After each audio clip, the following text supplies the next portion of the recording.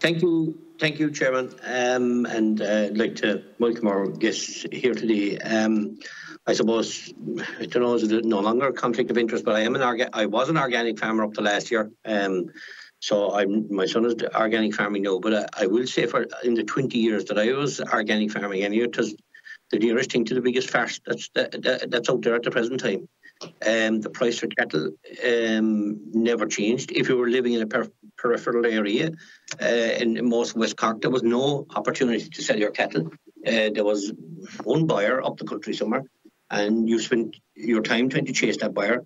Very difficult to find a market for them, which is a shame. I mean, in my view, the local marts should be used maybe twice, maybe especially during roughly around the same time as weanings are being sold, to sell and set aside time to sell organic cattle, but that never took place. So it's basically on the beef side for any young person that's starting off. It's shameful. And I mean, look, we're all told, you know, we're listening every day of the week, you know, inside the doll about new eco schemes and new eco schemes. So we have a scheme.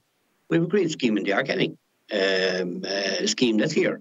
Only they need to, and I mean, that's not your fault as such, but the department and others need to educate themselves as to how to further the organic scheme that's here at the present time.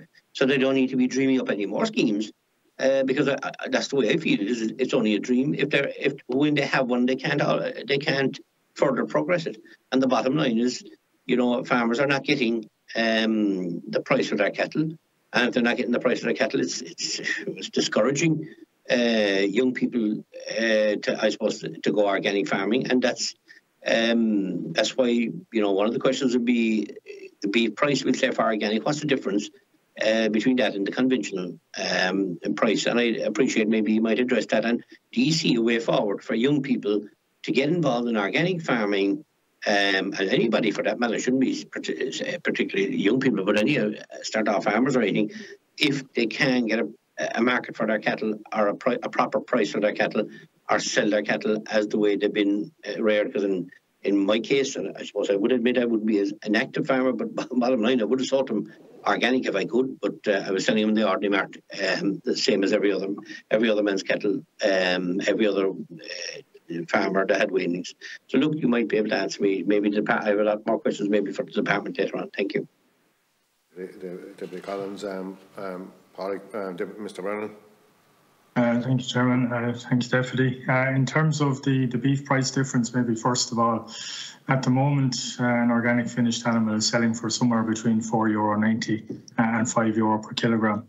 And now that is about a 10 to 12% premium over and above the average conventional animal at the moment in terms of the price that's been achieved there. Now that is a little bit narrower than that difference would normally have been. What we have seen, and you referenced it yourself, Deputy, in terms of the stability probably in the organic cattle price, whereas the conventional cattle price has fluctuated more, and we've gone through a stronger period in terms of conventional cattle prices over the last 3 or 4 months, thankfully. So that's meant the level of premium that's there isn't quite what it would have been, say, 2 years ago, for example. So but there consistently has been at least a 10% price premium there over the last number of years, and in most cases greater than that. In terms of your second point, Deputy, in terms of, I think it's really about coordinating supply. I think I referenced it briefly earlier on in terms of there is a decent or considerable level of leakage of animals from the organic sector into conventional when they arrive through a livestock mart or whatever. So I think even in terms of being able to coordinate that supply base better would certainly help us have more product available, and probably then be in a position to supply some of the opportunities that exist, not just on the Irish market, but also overseas as well. So I think there is a job of work to be done at an overall sector level to see how do we best coordinate that supply. So when you have a producer who, as you say, has gone to the efforts to convert to an organic enterprise, that their supply continues to be in that organic channel, if you like, right the way through to slaughter. And I think that would help in terms of the average price return then as well.